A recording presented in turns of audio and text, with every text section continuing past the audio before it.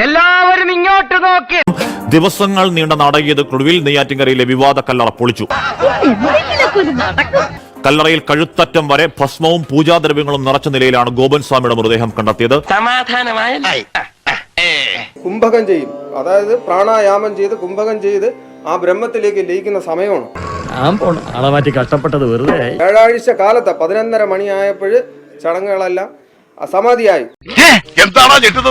ഞെട്ടിക്കുന്ന വാർത്തയാണ് ആശാനെ. രാവിലെ വന്ന് ഒരു പോസ്റ്ററിലൂടെ അറിയിക്കുകയാണ് ഇദ്ദേഹം ഇതാ സമാധിയായി എന്ന് പറയുമ്പോൾ ഒരുപാട് പേർക്ക് അറിയണം അദ്ദേഹത്തിന് എന്താണ് സംഭവിച്ചത് എന്ന്. ഈ കൊച്ചു കേരളത്തിൽ സംഭവിക്കുന്ന ഇത് മരിച്ചുകൊണ്ടിരുന്നതാണോ അതോ ഇയാളെ ജീവനോട് കുഴിച്ചു മൂടിയതാണെന്നുള്ള അറിയില്ല. കഥ ഇനി അവസാനിച്ചിട്ടില്ല. നാളെ 3-നും 4-നും ഇടയ്ക്ക് എല്ലാ മഠാധിപതിമാരുടെയൊക്കെ സാന്നിധ്യത്തിൽ ഒരു മഹാസമാധി ആണ് തീരുമാനിച്ചിരിക്കുന്നത്. നെയ്യാറ്റിൻകര ഗോപൻ സ്വാമിയുടേത് സ്വാഭാവിക മരണം എന്ന പ്രാഥമിക നിഗമനമാണ് പോസ്റ്റ്മോർട്ടത്തിന് ശേഷം വരുന്നത്. ഇതെല്ലാം കൂടി എന്നെ മനഃപൂർവ്വം കരിവാരിത്തേക്കാൻ കുറച്ച് ആൾക്കാർ ഇറങ്ങിയിരിക്കുകയാണ്.